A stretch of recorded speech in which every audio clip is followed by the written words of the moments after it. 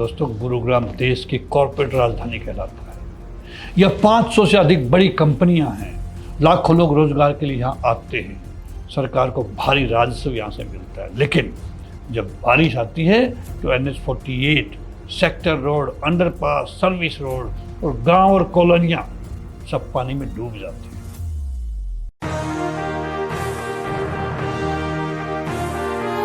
Dear शेड्यूलो, नमस्कार, जय हिंद। मैं एक बहुत इंपॉर्टेंट विषय आपके सामने लेके आया हूं। गुरुग्राम पूछ रहा है, बारिश आई या व्यवस्था बह गई। नमस्कार दोस्तों, मैं हूं डॉक्टर TC राव और 7 जुलाई 2026 को गुरुग्राम में लगभग 2 घंटे की तेज बारिश हुई। रिपोर्ट के अनुसार दोस्तों, शहर में करीब 82 मिलीमीटर बारिश दर्ज हुई है। NH-48 पर सड़क धंसने, जल भराव और 8 से 10 किलोमीटर तक लंबे जाम की स्थिति बनी रही। कल मुझे खुद उद्योग विहार फेज 4 से रजौकरी फार्म हाउस जाने में मुझे भी 1.5 घंटा लगा। Total distance 4.5 kilometre. दोस्तों, गुरुग्राम पुलिस को कॉरपोरेट कार्यालयों को वर्क फ्रॉम होम की सलाह देनी पड़ी। सवाल ये है, क्या 2 घंटे की बारिश किसी शहर को रोक सकती है, या सच ये है कि गुरुग्राम की व्यवस्था पहले से ही रुकी हुई थी? दोस्तों, गुरुग्राम देश की कॉर्पोरेट राजधानी कहलाता है। यह 500 से अधिक बड़ी कंपनियां हैं। लाखों लोग रोजगार के लिए यहाँ आते हैं।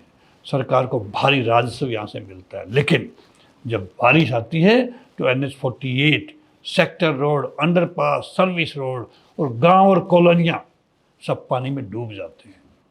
लोग दिल्ली की भीड़ से बचकर गुरुग्राम लोग आकर के बसे थे। 2 किलोमीटर की दूरी 2 घंटे में तय हो रही है।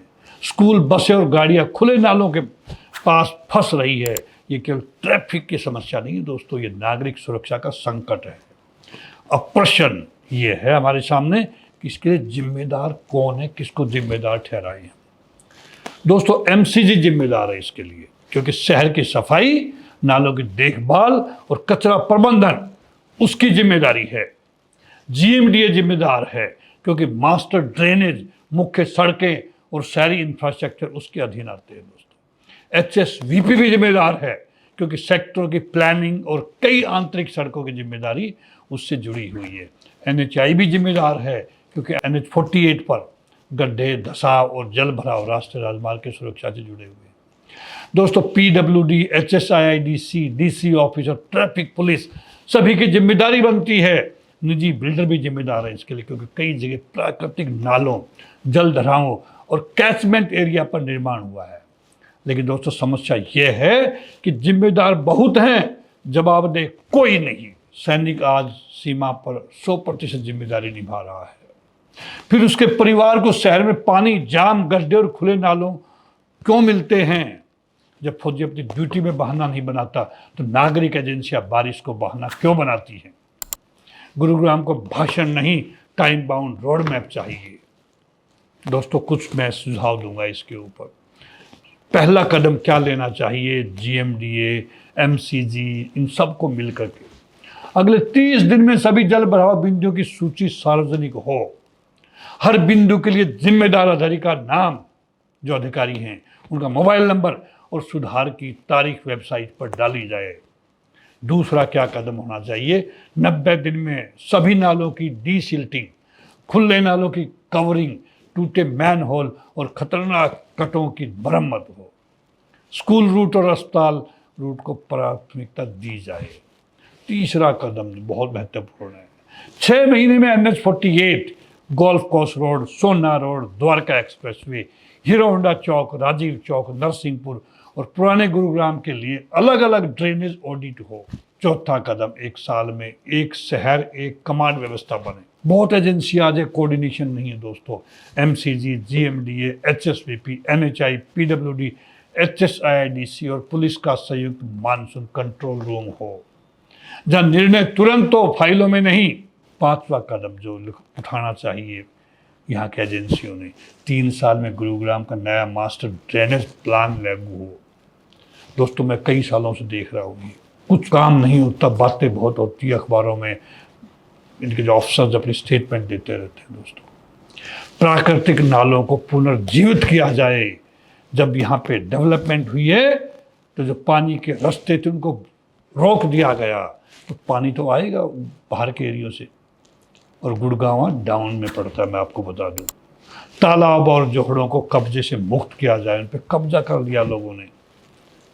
और हर बड़े प्रोजेक्ट में रेन वाटर हार्वेस्टिंग अनिवार्य रूप से चालू कराई जाए। कंप्लायंस में तो है ये पॉइंट, हुड्डा क्लियरेंस नहीं देता जब तक कि कंफर्म ना कर ले, लेकिन उनमें सिल्ट भर जाती, मिट्टी भर जाती है। और रेन हार्वेस्टिंग सिस्टम जो हर घर में है वो सबके बंद पड़े, वहाँ जाके चेक करा लो आप। दोस्तों, छठा कदम क्या उठाना चाहिए? हर साल अप्रैल में मानसून से पहले मॉक ड्रिल हो। Pump, JCB, crane, ambulance, traffic diversion और हेल्पलाइन की तैयारी जनता को दिखाई जाए कि हम ऐसे तैयारी कर रहे हैं। अब जनता क्या करे इसमें, उनका भी तो कुछ सहयोग देने का कर्तव्य बनता है दोस्तों। ड्यूटीज तो निभानी पड़ेगी। राइट्स हर आदमी चाहता है कि मेरे लिए सरकार ये कर दे, ये कर दे, ये कर दे, लेकिन अपने कर्तव्य हम सभी भूल जाते हैं दोस्तों। तो आज मैं उन सभी रेजिडेंट्स को भी मैं याद दिलाना चाहूँगा। दोस्तों, अब जनता का फर्ज बनता है कि नालों में कचरा न डाले।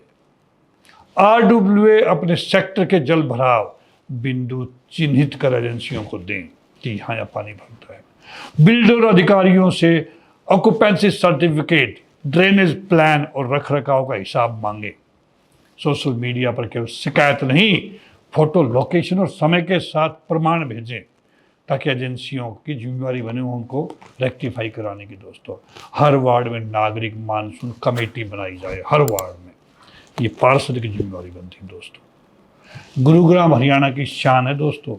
ये सैनिकों, किसानों, युवाओं, उद्यमियों और कॉरपोरेट भारत का शहर है। 2 घंटे की बारिश के आगे झुकने वाला शहर नहीं, बल्कि आधुनिक, सुरक्षित और जवाबदेह शहर बनाना होगा हमें। आज गुरुग्राम पूछ रहा है, आज हर नागरिक पूछ रहा है, हर सैनिक जो बॉर्डर पे वो पूछ रहा है, और सोल्जर वॉइस चैनल भी पूछ रहा है। राजस्व हमारा, कंपनियां हमारी, मेहनत हमारी, फिर व्यवस्था लाचार क्यों? जवाब चाहिए हमें, जिम्मेदारी चाहिए और अब समयबद्ध कार्रवाई चाहिए। दोस्तों, अगर ये जो मैंने बातें की हैं आपको पसंद आई, जो मैंने सुझाव दिए हैं ये आपको अच्छे लगे, तो आप जिस भी सरकारी अफसर को, जिस भी नेता को, गवर्नमेंट एजेंसी को जानते हैं, उनके व्हाट्सएप पे जरूर भेजें आप। मैं मुख्यमंत्री जी को भी ये सुझाव भेज रहा हूँ। दोस्तों, अगर मेरी ये वीडियो पसंद आई तो ज़्यादा से ज़्यादा लोगों में, RWA में हर नागरिक के पास से जाए ताकि वो अपनी जिम्मेवारी के प्रति उनको भी एहसास हो। और मेरे सोल्जर वॉइस चैनल को आप जरूर सब्सक्राइब करें, बिकॉज ये एक जागरूक चैनल है, हर व्यवस्था के ऊपर ये बात करता है और ट्रांसपेरेंसी के साथ में दिल से हम बात करते हैं इस चैनल के ऊपर, बिकॉज मैं सैनिक हूँ और ये सैनिक की आवाज़ है। इसी के साथ दोस्तों, नमस्कार, जय हिंद।